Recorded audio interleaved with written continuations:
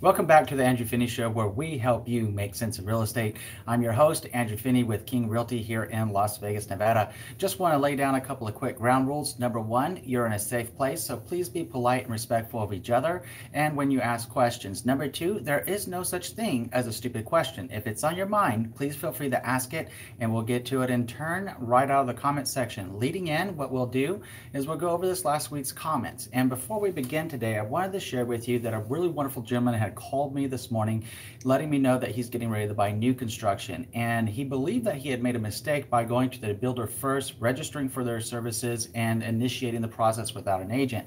I shared with him, yes, that was probably not the wisest idea in the world to do. At the same time, we had a very productive and helpful conversation to him about things that he needs to be considering moving forward. Some of those things that we need to consider is whenever he was talking about working with the builder's lender, he wanted to know if he still retained the right to use his own lender if he chose to do so. And the answer to that question in short is absolutely yes. No builder, no real estate agent, nobody anywhere can tell you what lender you must or must not use. You as a buyer retain the right to use whatever lender that you choose to use. Having said that, the builders will oftentimes incentivize you to use their preferred lender, and this is where it gets a little bit interesting.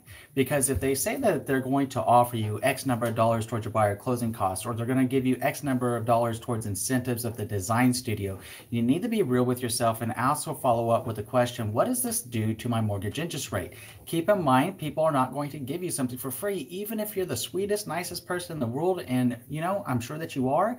At the same time, people are not going to give you something for free. There's always a trade-off. There's always a pro and con. So to understand how to make a well-informed decision that's best for you or not, make sure that you know what cards are on the table by asking which cards are on the table. In this case, as it pertains to a builder incentives, ask them what it does to your rate. Ask them how the process works. Ask them these questions, especially if you don't have a trusted real estate advisor.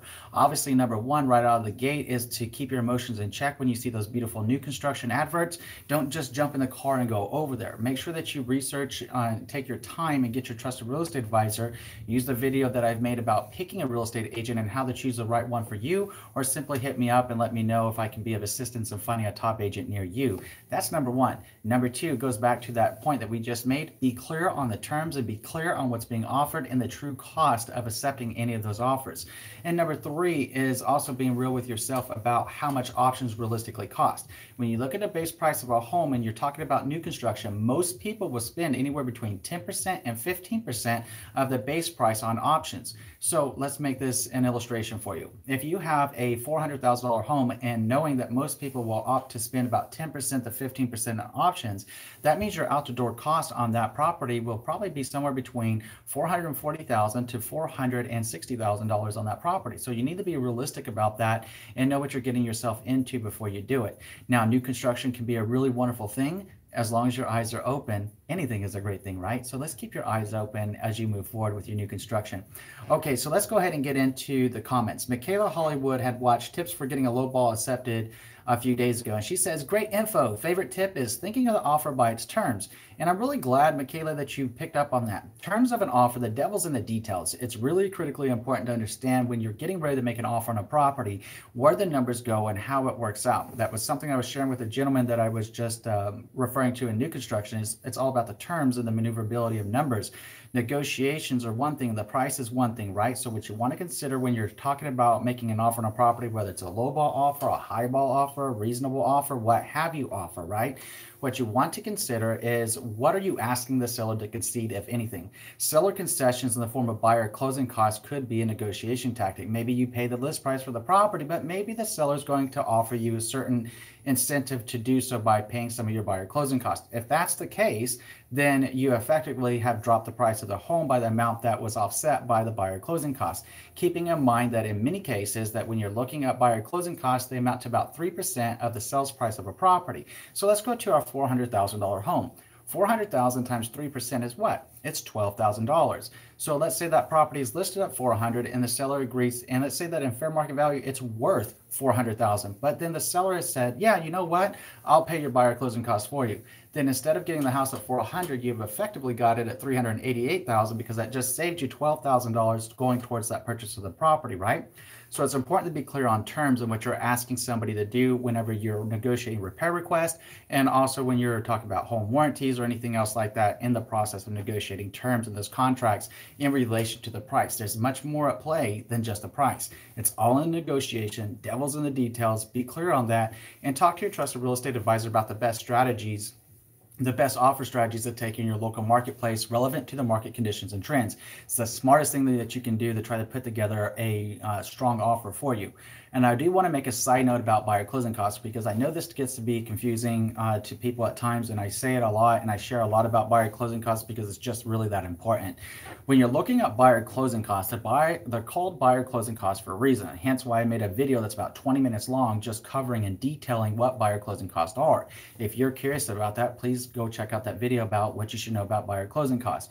When we're talking about that, buyer closing costs being buyer closing costs for a reason, you got to understand that out of that 3%, about 2% of that is actually going back to you in the form of an impound account that pays for your mortgage for the first 2 months after you close. Why do you think that you don't owe a mortgage payment for like 2 months after you close? In many cases, 45 to 60 days after you close is when your first mortgage payment will come due. It's because it was impounded through your buyer closing cost at closing. So when you're asking a seller to pay for your buyer closing costs, you're essentially asking a seller to pay for your mortgage for a couple months, which is why sellers may not always be so amenable to that, because they have what's called seller closing costs. The seller closing costs consist of the commissions paid to the listing agent, the commissions paid to the buyer agent representing your best interest, and also the fees associated with their state, local, county, and federal taxes that they may have for real property transfer taxes within their county, and any title fees and owner title policies to ensure that the property is transferred free and clear to you. So it's important to be clear about that and be realistic about that. So when you're looking at buying a property, you need to be prepared with your down payment and also for your buyer closing costs and your moving expenses, okay? Paul Anderson, great to see you here today. So you're saying, when should you lock in a rate or should you wait it out? I close in 2 months, new build. Paul, thank you for being here. Really appreciate the great question, and I'm glad that you joined us today. So Paul, when we're talking about locking in an interest rate, if you're 2 months away, it's something that you might want to consider doing now. Now, what I would suggest is that you contact your loan officer that you're working with, ask them where they believe the rates are going over the next 60 days.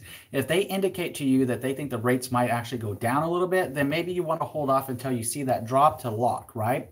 So if they're looking like they're going to go up, then you might want to be talking to them about locking your rate early on. And in your case, Paul, what you want to do is if you are going to lock within 60 days, let's say that you called them up right now and say, hey, I want a rate lock today, then you want to ask them if it's going to be associated with any points or what the cost of that lock is, if anything.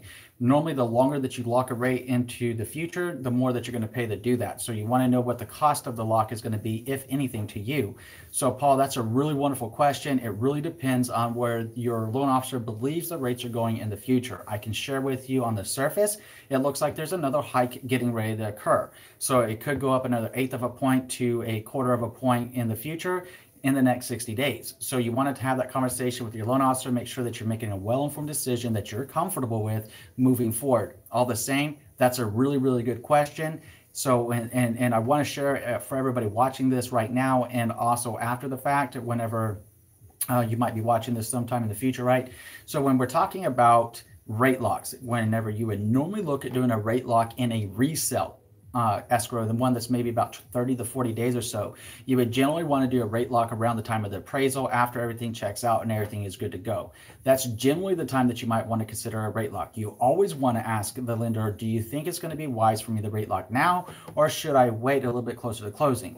In Paul's case, since he's buying new construction, that's why he has a little bit more of a time there. He's getting ready to close in 60 days. So in Paul's case, we would like to see Paul have that conversation with the loan officer now, since we already know his closing date is planned for 2 months into the future, and see if we can try to help Paul get a better rate on his home loan by having that conversation with the loan officer today about the time to lock. So Paul, I hope that answers your question, my friend. Really appreciate you being here. If it caused any other questions, then just hit me up and we'll answer those questions too. Thank you all the same, Paul, for tuning in today and joining us. I hope that helps. Andy Cao, good to see you, Andy. Really appreciate you being here. You say, hi, Andrew. Happy holidays to you and your family. Thanks for answering all my questions in the past. Andy, really appreciate you being here, and happy holidays to you and your family as well, my friend. Super happy that you're here, and it was absolutely my pleasure answering all of your questions in the past, and anything that you have that goes forward into the future. I'm always here for you, my friend. Jayson, hey, good to hear from you, Jayson. Glad that you're here. Jayson says, my furnace is old and maybe needs replacing soon. Are any home warranties worth it? I've read terrible reviews about them in regards to contractors constantly upselling homeowners. So Jayson, I'm really glad that you're joined us today, and I'm super glad that you asked that question. It's a really good one, and I'm sure it's on the mind of a lot of people watching today and that'll watch this after the live stream. So Jayson, in short, can the home warranty be worth it? Yes, it absolutely can. And I want to give you a case in point of why I say that. I don't say it as a real estate advisor, I say it as a homeowner. Whenever I bought my house that I have right now back in 2016, I had the home inspection performed, the AC, HVAC system, everything was working wonderfully at the time of the inspection and even upon closing. Now, 1 month into living in that property, Jayson, what happened is my HVAC system went out. There's 2 units on my house. So 1 unit went out. 1 was fortunately working because we were in a dead heat of the summer here in Las Vegas in July. It's 117 freaking degrees. And I mean, I can only jump in my pool so often. I can't sleep in it because I'm not a fish and I can't breathe on the water, right? So it presented a little bit of a problem. I shared this with you because I called my home warranty company out. They came out, they looked at the unit, they tried to fix it. When they found out they weren't going to be able to fix it, they did something that was absolutely amazing. They said, hey, Andrew, you know what? We're going to actually have to replace this brand new. Here's the amount of money. What kind of unit do you want? It was $5,000, Jayson. I spent $600 on the home warranty, a $75 deductible. So a total of, $675 towards my home warranty, but it saved me $5,000 in replacing that unit. So that was really interesting. Now, that also brings me to the second intrigue here, since that was the first time I'd ever had to use a home warranty on my personal residence. When we're talking about home warranties, you also would like to ask these companies, what kind of caps do you have on a 12-month cycle? I quickly learned through that experience that that cap is actually $5,000, hence why they were giving me $5,000 for the unit. All the same, fortunately, I was able to get a new unit for $5,000 onto my home. AC was up and running in no time, and it was a really interesting experience. Now, what you may also hear sometimes with home warranties is their customer service is lousy. And I will be honest with you, depending on the company, it might be. And I don't want to say anything bad about them, because what they do in protection for the cost of a deductible and for the cost of the policy can save you a lot of money. Sometimes we just got to deal with a little bit of a process, a little bit of an irritant, if you will, getting to the end goal. At the end of the day, $5,000 is $5,000, and it's a very smart investment, at least ways as far as I'm concerned, because of the money that it saved me on my house. They also cover things like home water heaters and such. So you want to know what the coverage policies are. I've made a specific video, Jayson, if you're curious about this, talking about what is a home warranty, and also providing links in the show more description of that episode about how to gauge home warranty companies to see which one is right for you, if that's something that you wish to do. If your furnace is getting old, maybe it's worth it to you. Maybe it's something that you want to consider. At the end of the day, I would suggest that you watch that video and make sure that you make a well-informed decision that's right for you, okay? I hope that answers your question. Really appreciate you being here, Jayson, and I really appreciate your awesome question. Andy Cao, okay, it looks like you were hitting me up a little bit while I was talking about Jayson's situation, so really appreciate that. Let's go ahead and take a look. Andy says, I got one more. However, my builder estimated a delivery date in March and to break ground date in early November. I have been tracking the permitting process through my county website. I noticed they dropped the ball or delayed the submission, and now they break ground in the middle of December, and delivery date is now April. What can I do to put their feet to the fire, as I'm afraid they are inundated and under-delivering and over-promising? My motto is the squeaky wheel gets the fix. Andy, that's a great point, and I'm glad that you brought that up. I was actually with another gentleman yesterday getting ready to close on new construction. Found me on YouTube in Arizona. Really wonderful guy. Getting ready to close. And that's the same thing I was telling him. I said, look, the squeaky wheel gets the grease, right? So the squeaky wheel gets the fix. In our case, of what we're working through with the builder right now is trying to get possession of the property, because we're getting ready to go on like final walkthrough number 3, because everything wasn't quite ready. So it's almost like, hey, they need to get this right before we close on that property. All the same, when you're talking about new construction, can dates maneuver as you suggested because somebody drops the ball, because somebody didn't submit paperwork on time? Yes. Depending on what part of the process they're in, what phase, if they're just initially breaking ground on the entire community, is generally when you'll see some of these headaches and some of this need of additional patience more than normal with the builder, because they're working through all the permits for that city and that location, okay? So that's the first thing. The second thing is, what could you do to help put their feet to the fire? You can let them know that you're displeased, and it'll come out in the wash whenever you get ready to review them after you close on your new home. That's one thing. Unfortunately, because you are dealing with a builder and you're dealing with a permitting process through the government, the local government, there really isn't much you could per se put their feet to the fire on. You could ask them, you know, what do they plan on doing to compensate you, especially if you were moving forward and you've experienced real damages in the form that you're going to have additional lodging or whatever the case may be because of the situation, right? That might be a possibility. I don't want to promise that's what will happen, but some builders will do everything they can to make things right by you, Andy. And the only way that we're going to know is going back to your motto, the squeaky wheel gets the fix, is to be a squeaky wheel and seeing what they're willing to do. Say, hey, you know, I was really planning on moving into my new house in March. What are you guys going to do about this? You're telling me it's April now. What are you guys going to do about this? Throw it out there, and throw it out there just like this. What are your plans? How are you going to make me whole? And see what happens. And if you're working with a trusted real estate advisor, and I certainly hope that you are, Andy, ask your agent out of that conversation. Maybe something happens, maybe nothing happens. At the end of the day, we don't know until we ask. And the last time I checked, by just asking a question, we stand a 50-50 shot of getting a yes, right? Because the only answer to an unasked question is no. So might as well ask the question and we stand a chance of getting a yes. So it's something to think about and something to consider there, Andy. Really appreciate you bringing that up, though. And it is one of the frustrations of new builds, and that's why I normally share with people to always provide a builder a 2 to 4 week buffer from whatever closing date they say you're going to have, because in practice, I normally see it taking anywhere between 2 additional weeks to 4 additional weeks to close from whatever they're projecting the close of escrow date to be. That's just being real. It's just being honest, trying to help you be able to better plan out your life and what's going on. Matt Nelson, what's up, Andrew? Happy Thanksgiving. What's up, Matt Nelson? It's great to see you, my friend. I know you're probably at work. You always tell me when you chime in that you got me in your ears listening at work, and I just wanted to say thank you for being here, Matt. You're a freaking rock star, and happy Thanksgiving to you and your family as well. Really appreciate you. Andy Cao, great point. I'll keep being the squeaky wheel. Thanks much, Andrew. You're very welcome, my friend. Andy, let us know how it goes. I'm super excited to hear from you when you get the keys to your new home and know that you've made it into your new castle. It's awesome. Matt says, haha, exactly. Always at work. Got the notification late today. Not a problem, Matt. Hey, you know, just appreciate you being here. Better late than never, right, as they say. So really appreciate you being here, my friend. So let's take a look over at LaRon Hall. LaRon Hall is giving a shout out to last week, who is a gentleman that's getting ready to buy new construction here in Vegas in a couple of years.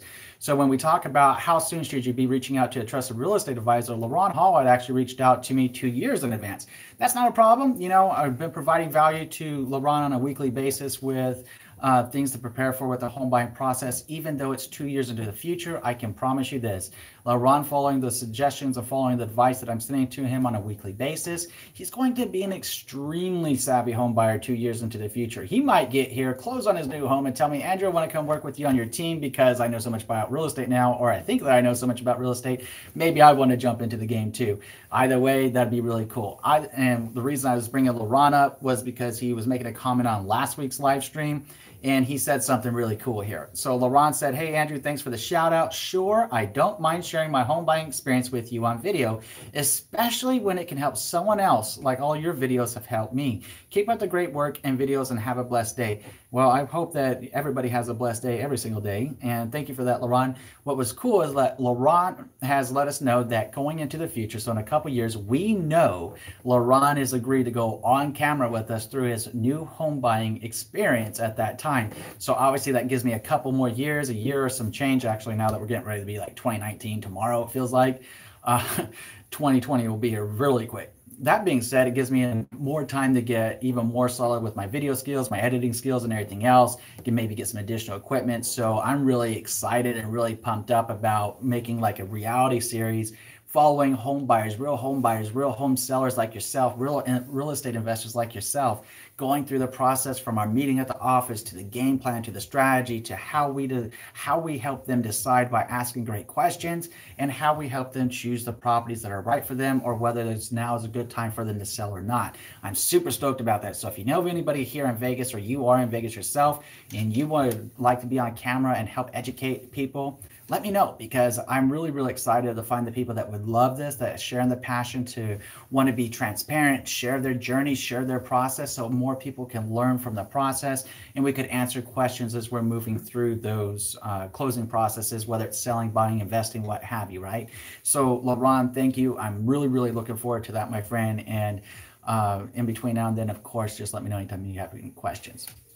Okay, so Egapekim was watching negotiating repairs after a home inspection. Egapekim says, thank you for your service. So this was back on Veterans Day a few days ago. So thank you for that, Egapekim. Really appreciate you watching the channel and for thinking of me on Veterans Day. That's awesome. Thank you. And then we had Sal Mercado that watched 9 questions to ask your mortgage lender. Sal says the loan officer's closing rate was one of the things that stuck out to him. And I'm glad that stuck out to you, Sal, because it is extremely important. You see different loan officers out there. You see different lending companies out there with these, I always call them teaser rates, because that's realistically what they are, right? You see these rates out there and people get fixated on a rate. And it's okay if you get fixated on a rate, because it's only natural that you want to get the best deal possible on your mortgage. It makes a lot of sense. First thing to understand about teaser rates is this: read the fine print. Because when you do, you'll see that that rate that they're generally advertising is for like a 3-to-1 or 5-to-1 adjustable rate mortgage, assuming that you have an 800 credit score and that you're putting 20% down on a conventional loan. So in other words, now we start going into all these variables that are most idealistic to be able to provide that kind of a rate. So it's important to understand that, number one. Number two, then the importance to understand is what is the actual loan officer's closing rate on the loans that on the pre-approvals that they issue. If they issued 100 pre-approvals, in other words, how many of those were they able to consummate at closing? Is that 60%, 70%, 80%, 90%, right? Because deals do fall apart and deals do fall out of contract. Number one reason that I have observed and spoken with other great agents around the country, number one reason is financing, meaning that the lender did not do the appropriate process with verifying your income, your assets, your credit, and your employment situation prior to you going out and home shopping. Now, my opinion, and I'm just going to share my opinion with you, and hopefully you share it around, because maybe you'll agree with this opinion, and if you do, please tell other people about it. One of my opinions on this matter is simple. Should that loan officer be laying down the law of the land, so to speak, as it pertains to home loans? Absolutely. Should they be educating people and helping them understand the process and why it's so important to get a pre-approval versus a pre-qualification up front? Yes, they should. At the same time, what do we as a people have in commonality, especially with technology and, on our hip, so to speak, or in our hand all the time in the form of our smartphone? We have access to massive amounts of information. One of the byproducts of this has been that we expect everything to happen with the snap of the fingers, the way we want it, when we want it, how we want it. And that's all well and good. And a lot of us in the service industries would like to be able to help you with that. At the same time, if a process is not followed when it comes to home loans or buying a home, that's when you see people get buyer's remorse for the home that they purchased, or not being able to consummate a mortgage because it wasn't done correctly up front. In other words, it's time to take a deep breath, step back, and do as many of you have done that have reached out to me over this last couple of years that I've been making YouTube videos, and get real with yourself about the process and understand how to buy a home and that it is a process. Because by doing so, it better prepares you so you're not one of the 33% of people that might be falling out of contract because they didn't follow a process and make sure the verifications were done. Loan officers are in service, and look, when you're a commission-only position like a real estate agent or a loan officer, look, they want to provide it. That's how they put bread on the table. That's how they make a happy Thanksgiving for them and their family, is by making sure they got a roof over their head and food in the tummy, right? That's just as real as it gets. So what happens when they get these people on the phone, or they get these emails or whatever from people wanting a pre-approval at a certain amount, but being resistant to having their credit ran, or being resistant to providing their last 2 years tax returns, or their self-employment taxes, or their K-1s, depending on what their situation is, that are, anyone that might have a K-1 or any of those other things that I just said, even if you don't know what that is, if that's your situation, you know what it is. And you know that it's important for you to get financing. And then they are resistant to providing their bank statements. I don't want to share my bank information with everybody. I got the money, I got the money, I got the money, only find out they didn't get the money, right? So, I mean, it's just being honest here and sharing the information with the pay stubs and the employment verification. The more ducks that you put in a row, the more that you're ready to go. So if you're not doing that up front, guess what's going to happen? It's going to shake out in the wash, and it's not going to work out in your benefit in a lot of cases, Because when the verification comes in, you're going to be, you might have got a pre-qualification for $400,000, only to find out after it was verified and your debt to income ratios were factored into the equation. Guess what happened? Maybe you're getting approved for 275. Now, how's that going to rain on your parade when it comes into purchasing your new home, when you had your mind's eye and your heart set on a $400,000 home compared to a $275,000 home? It's a big honking difference. So it's important to be realistic about this, and it's important to share this information with people. This is not like buying a cell phone. This is not like buying a candy bar. This is not like going out and even buying a new car. There are verification steps have to be taken into account to ensure that you can repay the mortgage that you get on your new home. I did think about this recently because, you know, Matt knows I took a Facebook picture of it whenever I bought a new vehicle, 3 or 4 weeks ago, Matt. And the deal was, it was kind of interesting that I did end up buying new. Normally I don't, for reference. Normally I buy used. 2-3 years old is normally my thing. In this case, didn't really get sold, and as much as I sold myself on the idea of a new vehicle. That being said, it was interesting. The financing side of things were just completely interesting. It was like stated income, stated asset, loan in a way. How much money do you earn? Boom, this. Okay. It's like, would you like me to provide my tax returns? Oh, no, we don't need that. All we need to do is run your credit, know how much money you earn, and there we go. And then you give us some money for the down payment on this vehicle. I was like, oh, really? So somebody in theory could go buy a $100,000 vehicle and essentially go through no verification for the financial ability and wherewithal to repay that loan, compared to a home where everything has to be verified and all the ducks in a row. So going back to the onset of this, why I think this happens sometimes is because people have to understand we're dealing with hundreds of thousands of dollars or millions of dollars in some cases. We're dealing with a roof over our head. We're dealing with real estate. And with real estate, please take special note of the first part of real. It's real. You gotta be real with real estate, because it's your estate. It's the place that you're going to live. It's your castle, right? So you gotta be honest. It's not the same as anything else. Oh, I see you chiming in, Matt. That's a sweet car, though. Hey, really appreciate it, Matt. I be honest with you, I keep cars for like 10, 11 years. I really didn't want to replace my other truck. But hey, you know, I had it for 11 years and it was going bad. It was time to replace it. So I'll have the one that you saw the picture of, more than likely 10 years from now, I'll still have it, because I typically will drive them until the wheels fall off and just maintain them, right? So I definitely make sure I get my money out of a vehicle that way.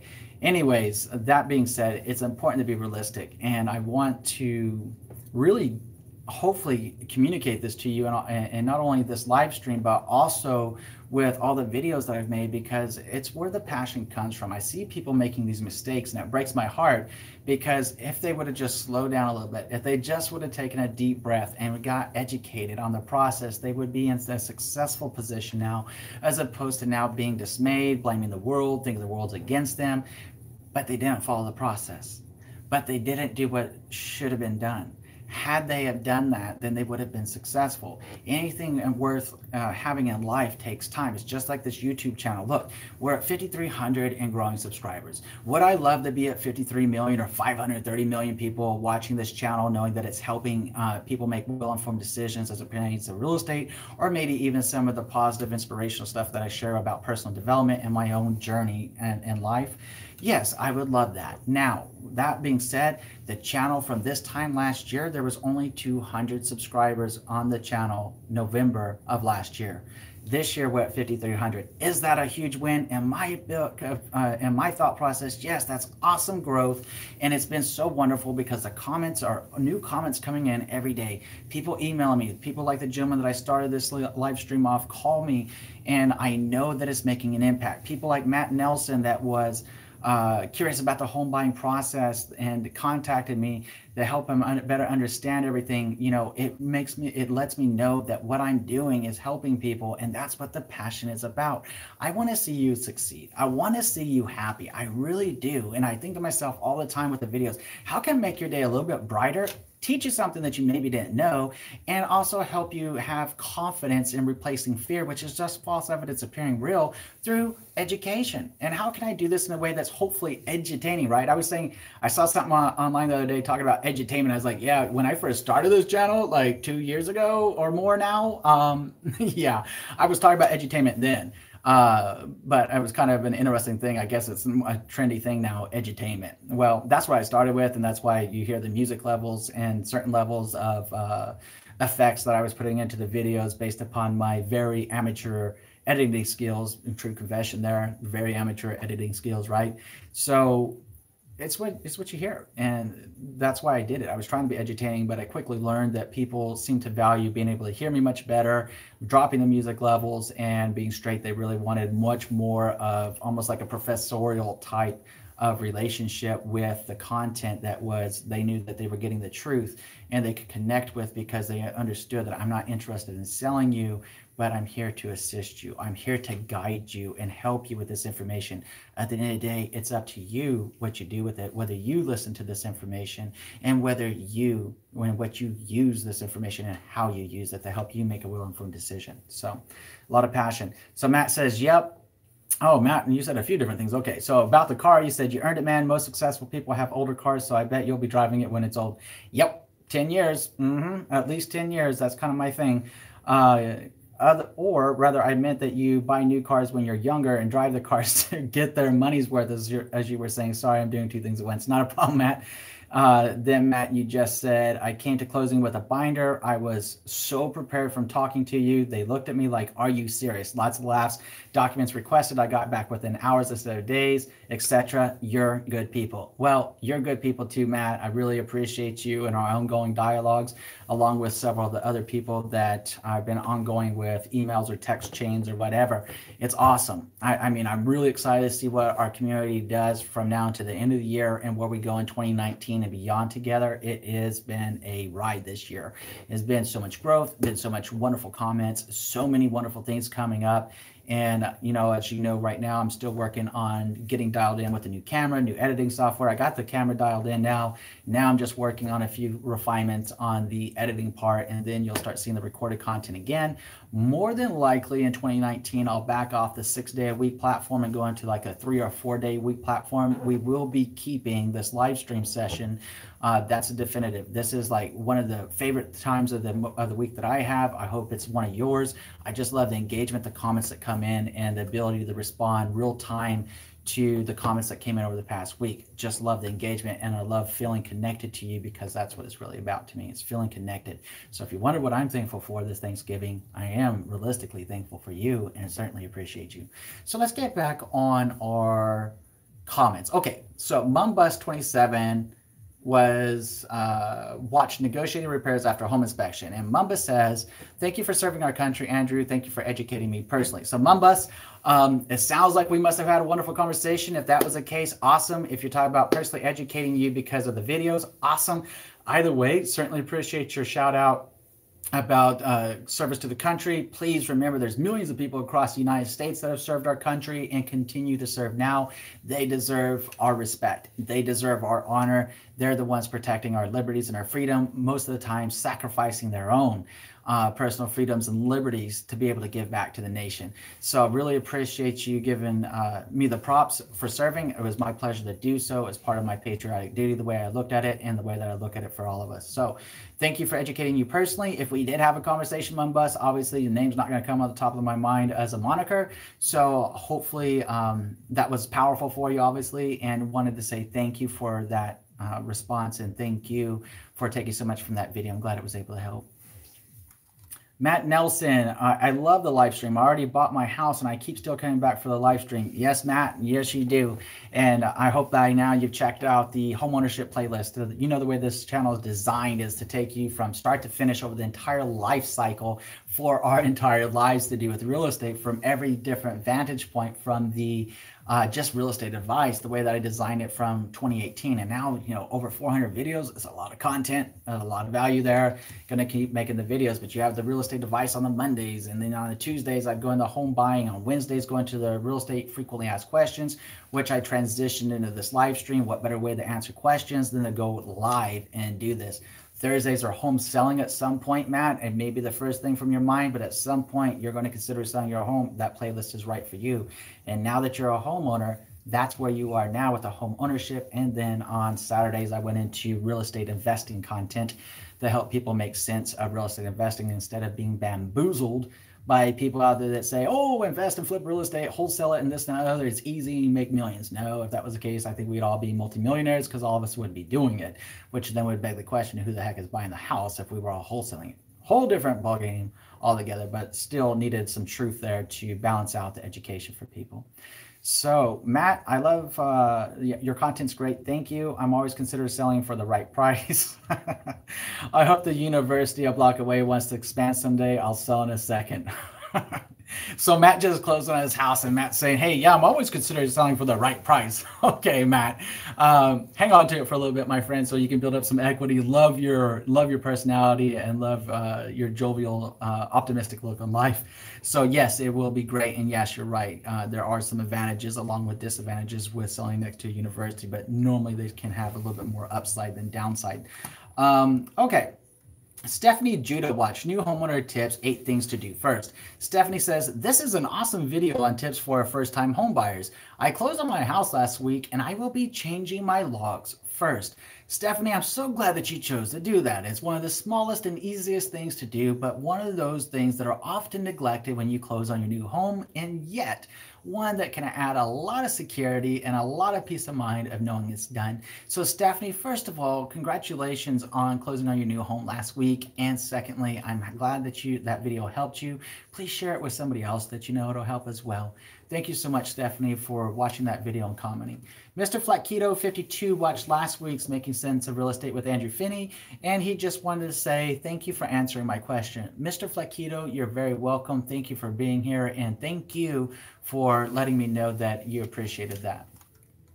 Vincente Villacorta watched Top 5 Real Estate Scams. Don't get tricked. Vincent says, do not wire money for a real estate transaction. Easy fix. Always use a cashier's check delivered by FedEx and avoid hackers. Get FedEx signature recipient. So Vincent, that's a really interesting practice. And yes, it is certainly one option that's available for your earnest money deposit is a cashier's check. Now, wires, Vincent, are a much more common thing. And the easy fix there, as I shared in that video, the easiest thing is to pick up the phone and make a call to the escrow officer and ask the escrow officer to verify the account and routing information. If you've done that, then the probabilities of you being hacked are extremely low because you have picked up the phone to verify the account and routing information. Now, at the same time, maybe you're that person that finds it more convenient for the cashier's check. If that's your comfort level, do it. Be keeping in mind, though, that most people wire, and the easiest way to secure yourself with a wire is to simply call the person that you're supposed to be doing the wire to, in this case, the title company, the escrow officer, the title officer, whomever you want to call them, and ask them to verify the account and routing information. That's critically important. When you do that, you're okay. But all the same, Vincent, thank you for sharing your tips, and thank you for watching that video. Hugo Quintero watched the USDA home loan videos from a couple years ago. He says, I'm in California and I'm on disability benefits. Can I qualify? Best source of information for you, Hugo, would be to reach out to a local loan officer, review your disability income. When you say disability benefits, there's a lot of different kinds, and you may or may not be eligible. But the best way to know is to contact a local loan officer, let them know what you're looking for, and let them know that you would like to know more information about the USDA home loan and what your next steps are. Great question. Really glad that you got some great information from that video. Please contact a local loan officer to help you out. Okay, excuse me, this is going to be one of those ones that I'm going to butcher, and I apologize in advance for butchering somebody's name or moniker. This was Diademglo. Diademglo was watching 20 questions to ask a listing agent when selling a house. And Diademglo really went into some interesting stuff here, and I'm really glad that he or she did that. And obviously, I'll be hitting them up after the live session, giving them a link to this so they can know where to get the answers to this. So anyways, they say, hi, we just had a showing. I felt the prospective buyer's agent did not know our home or point out much to help sell it, like the new things that are in it, etc. She virtually said nothing to her clients. Then our listing agent contacts us and asked us to give the buyer's agent our HOA contact information. Says, this feels completely amiss. They were given the basics like the fees, etc. I do not think we should be speaking to our HOA about our condo behind our back. I feel pretty miffed. What do you think? I have run this by a few agents and they said this was definitely weird. What if they are going to scam us? Like try to point something out to the HOA they think needs fixing. I am pretty upset with the listing agent for not fielding this. She didn't say anything about the nature of the inquiry. Very suspicious. Okay. So Diademglo, there's a lot going in on that, and I really appreciate you taking the time to respond to that video when letting us know more about what's on your mind. So first thing that come to mind, okay, clearly you're talking about an entirely different type of HOA than some people might think about. Obviously, we're going to have a frame of reference of an HOA from where we live and what we're used to seeing. Some HOAs are just going to be for a single family residential home. Some are going to be for townhomes. Some are going to be from condos. In your case, in the way that you rent this, it almost makes me think that you're living in a condominium or a co-op situation, which is a completely different type of property. But when you're talking about the HOA, it sounds like this is a condominium, like a high-rise condominium or something like that. This is what this sounds like to me. That being said, whenever does the buyer have the right to due diligence to ask questions of your HOA? Yes, they do. Should you make the information to your HOA available to the prospective buyer? Yes, you should. Because more than likely, they might have a question about the rules, the covenants, codes, and restrictions and regulations in your HOA itself, and they might want to know whether they want to purchase that or not. Like here in Las Vegas, Nevada, when somebody purchases a property in an HOA, they have 5 days right of rescission after receipt of the HOA documentation to see if they agree with the terms and conditions set forth. So in your case, the more that transparent that you can make your HOA and the documents that are associated with the governance of your unit, probably the better you're going to be from that angle. If you're concerned about them saying that something needs to be fixed or something within your unit, then the question would logically arise, is there something that should be fixed in your unit? Because if there's not, then it doesn't matter. I mean, it really doesn't. So people could try to shine the light in the dark, but if the dark is really light, shining another light on it only does what? Makes it brighter. So if you don't have anything that realistically needs to be corrected per your CC&Rs in your HOA, it shouldn't be of concern. Now, how would they scam you? I don't see that coming. As far as the buyer agent not upselling your property or pointing things out, I can see that both as a two-edged sword. I can see that as a good thing in one regard, letting a buyer make a well-informed decision based upon what's important to them. And I can also see it as a bad thing by not, as a buyer agent, saying, oh, by the way, remember when you shared with me that granite countertops were important to you, this has granite. Oh, by the way, I just wanted to share with you, these are all recent updates. Now, in practice, when I'm showing property, if I know a property has newer updates and I know different things about the property that make it different than the rest of them that my prospective client is looking at, and what was most important to him in buying a home, yes, I would highlight those things, not in a salesy way, but just to share with him, oh, by the way, we saw 2 homes today. This one is kind of interesting because all these updates are recent. Oh, the listing agent had told me they actually put on a new roof. All of these things are important to note whenever you're working with clients, whether they're buying or selling, to keep the process transparent and to help them keep focus on what's most important to them in their home buying experience in this case. So I can understand your frustration with the buyer agent in that regard. Maybe that's their practice. Maybe that's not their practice. We don't know what conversations the agent had with the buyer prior to walking in, nor do we know what the conversation is they had with the buyer after they left. Some agents will walk in, let the buyers do their thing. If you were there during the showing, which it seems like you may have been, that could have been off-putting a little bit to maybe the prospective buyers, a little bit off-putting to even the buyer agent, where they didn't want to step on your toes and they wanted to be respectful since you were going to be present. Best practice, if at all possible, when selling a home, is to vacate the house for showings. Vacate the condo, vacate the townhome. Get the heck up out of Dodge and let the buyers and the agent speak freely within the home. And then if that was the case and you were there, they more than likely would have pointed out some different things that were important to the buyer.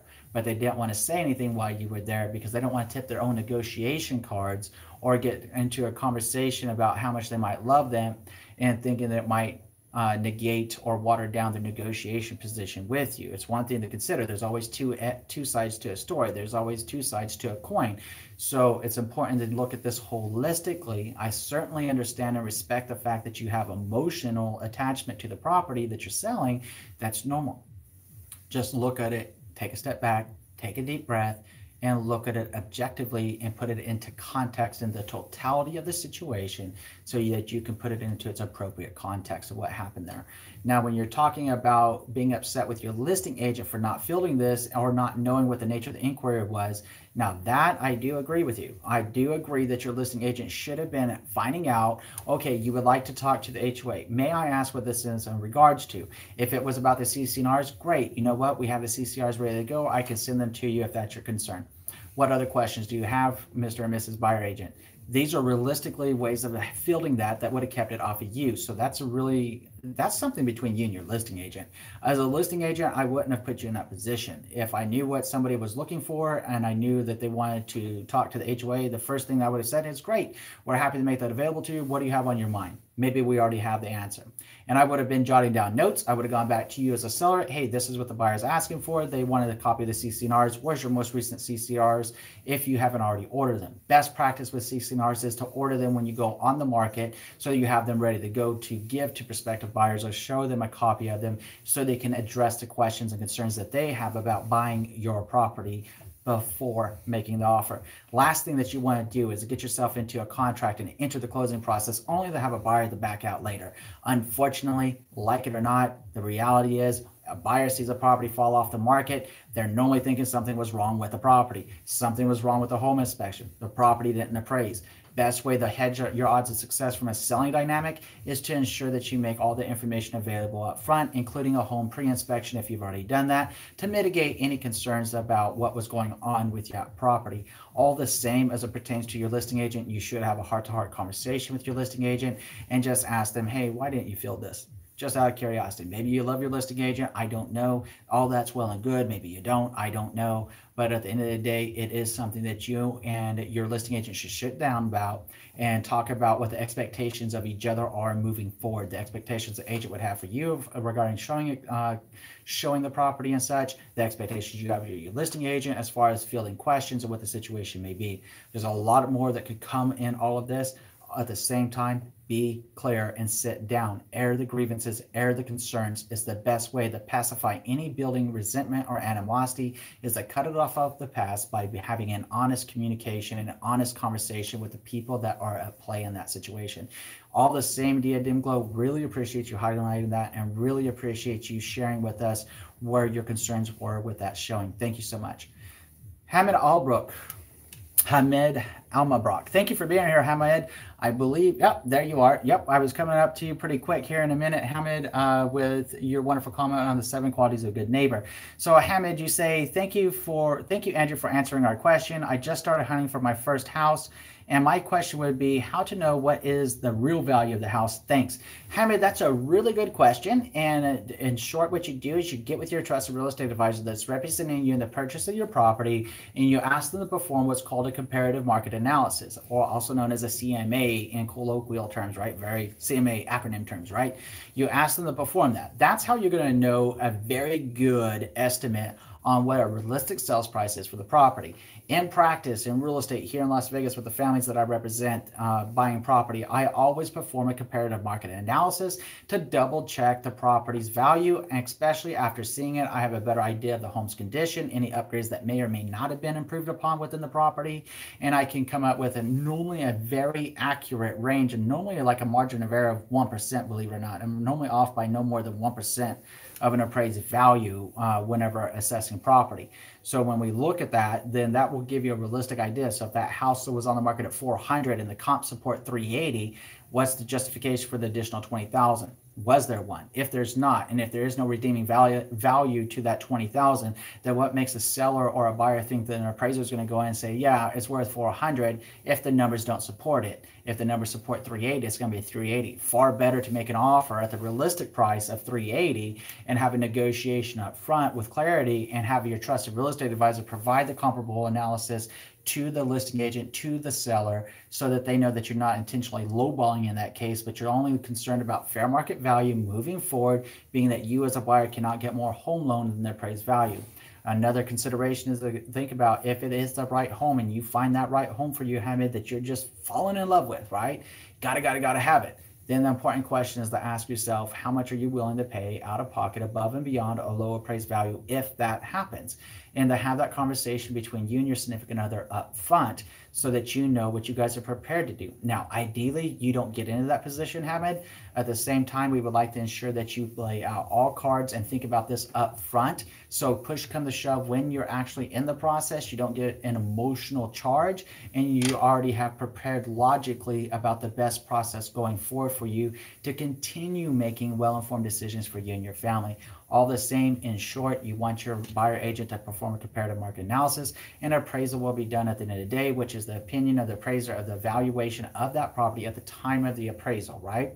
Now, what the appraiser says, more than likely is going to go. Can you contest them? Yes, but you better come hard, and your agent and the listing agent will have to come hard with reasons to justify a valuation if it's higher than the appraiser's valuation. At the end of the day, they don't have to change it, and it can get pretty dicey if you try to get more than one appraisal. Some lenders may or may not allow it, so there'd have to be cause and reason of negligence, essentially, in a way with an appraisal to get that passed. So if that's your case, that's your situation, chat it over with your trusted real estate advisor, chat it over with your local loan officer, and get ask yourself these questions up front so you're prepared to move forward. I hope that helps you, Hamed, and thanks again for being here. Again, Hamed Almabrok had watched 7 Qualities of a Good Neighbor and shared great videos. So there's the shout out that I was going to give you anyways, but really appreciate you being here live today, Hamed. If you have any other questions, please let me know, my friend. T. Hayes, new subscriber. I'm very early on in the home buying process and is wondering if you were at all familiar with the NACA program and if you'd be willing to share your opinions regarding the program. I've been watching episodes for a few days now and have learned lots. T. Hayes, number one, thank you for subscribing and thank you for being here on the live stream today. It's great to hear from you and certainly glad that you're here. So when you're talking about the NACA program, to be honest with you, I have a book right here on my desk about the NACA program and how it works and all that fun stuff. I have not personally worked with anybody on the NACA program, so I'd be remiss to give you too much information about it. What I could share with you is that if you're able to do a down payment assistance or home as possible program, if that's your situation, hence probably one of the reasons why you're looking at NACA, right?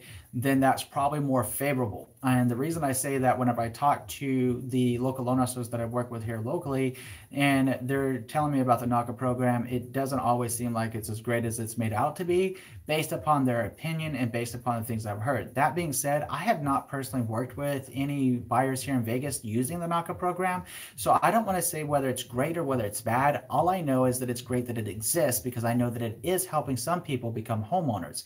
So probably one of the first steps that you'd want to take to see if that's going to be right for you is to attend the next NACA seminar in your area. They generally hold those. I mean, here in Vegas, they hold them all the time, where you can actually go to like the Eventbrite or one of those other resources where they can actually see when they're scheduled to be. Go on their website, see where they're hosting the classes, attend the classes, ask the questions directly of the instructors during that presentation, and see if it's going to be something that you, at the end of the day, are comfortable with, T. Hayes. That would be the advice that I have for you on that, is just to make sure that you're gathering as much information as possible directly from the source, in this case, the NACA instructors through the seminar, to make a well-informed decision whether you like that or not. Even if you go there and you love it, you still may want to have a conversation with a local loan officer about your other options available to you for your mortgage. So then you can compare apples to apples and say, I have the NACA program, I have a home as possible program, I got a down payment assistance program, I have other financing options through just FHA conventional, whatever the case may be for you, right? And then with all that information and understanding the pros and cons of each of those programs, then you'll know what's going to be the best program for you and yours moving forward. All the same, T. Hayes, it's really awesome to have you join our team, and it's really awesome that you asked about that question. So I really appreciate you coming on the live stream today and sharing that with us. Okay, so then we have Virginia Linge, who had been watching 6 questions to ask when buying a new home construction. And Virginia had said, very helpful. Thank you, Virginia. Thank you for checking out that video. I'm glad it was able to help you. Then back to Mr. Hamed, obviously about the 7 qualities of a good neighbor. Great videos. Really appreciate you, Hamed. And then Thomas H.L. watched buying a new home, 5 tips to save money. And it says, Hooahh. So for reference, when you're talking about a Hooahh, I know that we're probably dealing with the Army right there, right, bud? So I'm the same. In the Marine Corps, we got this little Oorah, right? So I got where you're coming from, my friend, and I certainly appreciate your support and glad that you enjoyed that video, okay? So, you know, it looks like we've answered all the questions that have come in off of the live, off of the videos over the last week. And it looks like we've gotten through everything in the live stream, unless there's any other last moment questions. So Being that we are headed into Thanksgiving Day tomorrow, I'd like to wish you and your families a wonderful Thanksgiving, and may it be full of wonderful times. And please consider at least 3 things that you're thankful for this Thanksgiving. Whether it's your home, whether it's your health, whether it's your job, we always have things to be thankful for, and approach each and every day with an attitude of gratitude. Not just a day that's called Thanksgiving, but to give thanks every day for what we have in life, and appreciate what we have while we have it, and share our blessings with other people. So that's what I would ask of you this Thanksgiving, other than to please be safe if you're traveling, and enjoy a wonderful time. And please let them know that your real estate geek on YouTube said hey, and wish you guys a wonderful time. T. Hayes, thank you, and happy Thanksgiving. Thank you as well. And of course, in between now and next time, I'm wishing you and yours a lifetime full of love, wealth, abundance, and happiness. See you again soon.